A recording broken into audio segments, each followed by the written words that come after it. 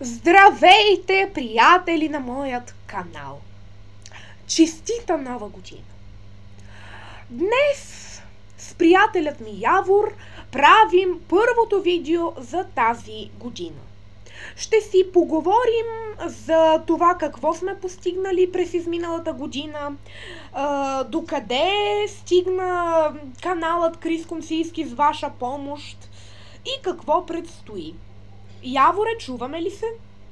Да, чуваме се. Така, на първо време, честита нова година и от мен. Желаем ви здраве, щастие, късмет, да сбъдвате мечтите си. Най-вече обаче здраве, защото ако не сме здрави, знаете. Наистина, как да ви кажа, най-много от всичко ви желая да бъдете добри, да бъдете живи и здрави, щастливи и удовлетворени от себе си. Сбъдвайте мечти. Наистина, нека тази 2024 година да погледнем с едно различно око, отколкото 2023 и наистина тя да бъде по-добра, изпълнена с повече добри моменти, прекарвайте повече време с близки хора, за да прекарате по-хубаво годината. Наистина ценете близките си, ценете времето, което имате с тях. Не ги пренебрегвайте, правете ги щастливи. Точно тези празници, Коледа, около Нова година, особено Коледа, сега Нова година по принцип повечето хора ходят по ресторанти и по заведения. Това кратко време с семейството, ценете времето. Наистина, това е... Аз винаги съм казвал, че времето със семейството е един подарък. Това наистина е един скъп спомен, който ви остава за цял живот. Наистина, пак казвам, ценете семейството си, защото един ден може да нямате тази възможност. Да, трябва да се радваме на времето, което имаме с семейство, не само с семейство, но и с близки и приятели. Наистина тези празници са време, в което да се видите с роднини, с които не сте се виждали скоро. Много хора точно по тези празници се събират с роднини. Наистина тези празници, тези светли празници християнски са едно богатство. Така е, наистина. Наистина са едно богатство. Нека тази година да бъде благодатна. Наистина да имаме все по-хубави моменти от предходната, да нямаме конфликти, войни и такива неща. Сега знаете какво се случва в Украйна, какво се случва в Хамас. Тези неща наистина да ги, как да кажа, ги превъзмогнем, наистина да сме по-добри, да мислим по-различно и дори да не се получава да сме по-добри, да се опитваме. Важното е ние да се опитваме да сме по-добри. Новата година е ново начало за всеки човек. Дали от към житейски път, или от взаимоотношения, връзки и така нататък. Да, трябва да го приемаме като едно ново начало, една нова страница от нашия житейски път и да се стремим към успех. Дали ще е в бизнеса, дали ще е в връзки с някого, дали каквото и да е. Наистина трябва да се стремим към успех и наистина да мислим за бъдещето за напред. Време за равносметка. През изминалата година, когато аз създадох канала Крис Комсийски на 30 април, мисля, тогава, честно казано, изобщо не съм смятал, че ще достигнем до тук. Да, наистина за този кратък период, този така малък канал насъбра доста абонати. Видеята стават все по-добри и като качество, и въобще като представяне. Наистина ние започнахме с тези видеята свързани с технологии, тайните технологиите. Хората, които са се абонирали от самото начало, знаят за какво говорим. После след това навлязахме в малко по-различна тематика, обхванахме кулинарията и наистина стигнахме до този етап, в който вече приближаваме 100 абонати. Имаме повече видеоклипове и сме по-опитни. Да, бих казал, че това, на мен като цяло това ми е хоби, но бих казал, че това е и начин за натрупване на опит в различни сфери. Имаше и много неща, които учих в движение, за да споделя с вас. Наистина се научих на нови неща от канала Крис Комсийски. Той успя да ме научи на това колко е важно човек да бъде добре организиран и да намира начин да се справя с нещата, които иска да постигне. Да, не си мислете, че е лесно, защото тези големите ютубери, които правят много качествени видеа, на тях колко време им отнема, а на нас е на такова обикновено видео, подготовката, всичко да е изпипано както трябва, ни отнема едно голямо количество време, в което всъщност тези повечето от видеята са направени в учебен период. И не си мислете въобще, че е лесно. Защото ние се стремим, когато имаме по-малко задължения и неща в училището, да направим някакво видео и на момента мислим нещата, понякога ни избягва някоя дума от речника или пък нещо сме сбъркали и на момента поправяме. Да, наистина е така. И аз съм благодарен на всички вас, които ме подкрепяхте и които бяхте до мен през тази година. Също така поднасям своите извинения, ако понякога не успявам да отговоря на всичките ви въпроси. Ще ви помоля да проявите разбиране. Ние сме само двама, а вие сте много и сте все повече от ден на ден, което безкрайно много ни радва. И наистина... вие сте мотивът да продължим това, което правим. Аз първоначално, ако си спомняте, видеята първо започнаха само аз ги правех, в последствие Явор започна да се включва в тях все по-често, да ме подкрепя, да ми помага, за което аз съм му безкрайно благодарен. Да, наистина, радваме се, че оценявате това, което правим, защото то не е никак лесно.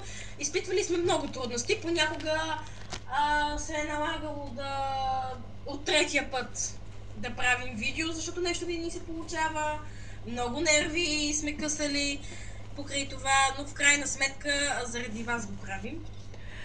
Така е, през изминалата година не успяхме да качваме много често, просто защото имахме много училищни неща, но тази година ще се постараем да качваме по-често. Да, и основно ще се допитваме до вас. Знаем, че ви е по-интересно, по-голяма част от аудиторията, която гледат канала Крис Комсийски, има по-интересна кулинарията, но просто това отнема твърде много време, първо за подготовка, след това да се снима постоянно, да се паузира, после най-сложното е да се сглобят видеята в едно, отнема твърде много време. Това ни отнема толкова много време на нас, за да гледате вие 5 до 10 минутен материал. Наистина е много време. Ако вие...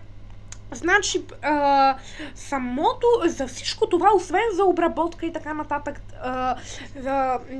имайте предвид, че се иска време за готвене, за снимки, за обработка. Да, като цяло готвенето не е толкова голям проблем, колкото самото снимане. Какво си снимал, дали нещо не си направил както трябва. И след това отново ви казвам, обработката е най-трудно. И другото нещо е, че в готвенето нещата са по-сложни, защото, да речем, ако в компютърно видео нещо не ни хареса и решим да го поправим, можем да започнем от начало, но не можем да започнем да готвим от начало едно ястие. Да, значи затова и ние се допитваме до изпитани рецепти, не правим проба грешка, защото може да не се получи, след което да сме били този път и после да сме си отнели това наше време. Например, това време може да е със семейство, може да е с приятели, може да е съвсем различно и накрая да нямаме видео, защото може нещо да стане по грешка, да сбъркаме рецептата или нещо друго да се случи и оттам нататък ястието отива просто на вятър. Затова се опитваме повечето от нещата да бъдат предварително изпитани, да се уверим, че всичко ще бъде наред, че ще се получи, за да не ви подвеждаме. Да, още по-малкото на място. Ние в кулинарията не правим подготовка, кой какво ще каже. На място Крис мисли, нали, какво да каже, точно какво да ви обясни, което още повече затруднява ситуацията. Да не говорим, че има и някои... За сега аз се стремя да качваме по-лесни рецепти, с които всеки да може да се справи, но разбира се, има и много по-сложни рецепти, за които съответно трябва и повече време. Да, наистина не е никак лесно да се качват видеа. Това е по-лесно да се качват компютърни видеа и ние, когато имаме възможност, скачваме, нали, видеа свързани с кулинарията. Знаем, че ви е по-интересно, стараем се. Но когато просто нямаме време, пък вече не сме качвали от доста време, просто качваме нещо, някакво видеокомпютър, стараем се да ви е максимално интересно, за да може да ви привлече вниманието. Тук нещо доста трудно идва. Да привлечеш вниманието на аудиторията. Това е изключително трудно. Наистина е изключително трудно, защото ние се стараем да създаваме съдържание, което хем да ви е интересно, хем да ви бъде в помощ, било то в работа, в училище, в университет или където работите с... Да, изключително трудно е да направиш нещо, което да е хем полезно, хем интересно, да задържи вниманието. Много хора гледат едно видео, да речем, и на третата минута вече са се отекчили, поради простата причина, че тази тематика ни им е интересна. Така е. И тук идва и другото. Трябва да се представи съдържанието по по-интересен начин. Да има закачки към публиката, или пък да ви разсмиваме с нещо, ако направим смешно или такова. А не само да се предава сухия материал и после вие да гледате само някакво съдържание и да се отекчите. Опитваме се видеята да са максимално кратки. Да, вярно е, че в канала има видеа по, мисля, че 20, имаше едно 30 минути, но невъзможно, наистина, повярвайте ми, невъзможно е нещата да се предадат в видео качествено за по-кратко време. Да, наистина се стараем, защото има доста хора, които им е интересна дадена тематика, обаче ако се предаде по такъв начин, че да се отекчат, спират да гледат. Дори тематиката да им е интересна, да са любопитни на тази тема. Така е, но няма... Невъзможно е такова съдържание да се предаде за по-малко. Да речем, мисля, че видеото с Publisher беше около 30 минути. Там имаше според мен нещо 38-40 минути, нещо такова. Не съм много сигурен, но беше нещо от сорта. Ами там няма как нещата да се преподадат за по-кратко. Той има цветово оформяне, страници, различни там графи и така нататък. Да, наистина много обемна информация и затова ние сега напоследък се стараем да ги правим на части нещата, за да не се отекчавате. Например, PowerPoint час 1, на Classroom час 1, час 2 и така нататък, за да не се отекчавате. Така че ще ни простите, ако някога сме ви отекчили или не ви е било интересно, но се стараем наистина да подобряваме все повече за всяко видео и качество, и като цяло начин на представяне. Отскоро, мисля, че беше към последните месеци на годината, влезе в канала и новата поредица с факти. Не знам... Да, наистина гледаме да раздвижим канала, да ви бъде по-интересно, пак компютърно видео, т.е. правиш го от компютъра, не на място, наистина се стараем да представим нещата по по-интересен начин. Правим всичко възможно, надяваме се да се справяме, ако не, ще се опитаме да подобрим нещата, така че да ви хареса.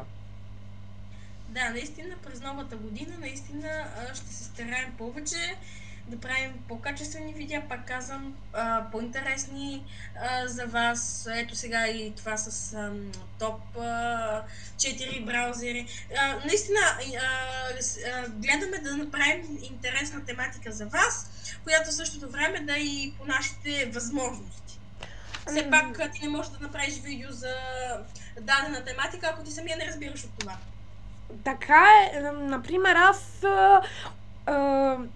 не бих направил нещо свързано с, да речем, математика, в която аз не съм най-добрия. За канала говорим. Така че трябва човек да си разбира от това, което прави. Да, трябва да знае какви са неговите възможности, докъде може той да стигне. Мисля, че това в заключение поднасям своите огромни благодарности към всички вас. Благодаря! Да, благодарим ви много за подкрепата. Без вас нямаше да сме това, което сме ние. Благодарим ви, че ни подкрепяхте, че ни помагахте да се справим, че надяваме се видеята ви харесват и ще се надявам и тази година да бъдем заедно. Довиждане! Довиждане, весели празници!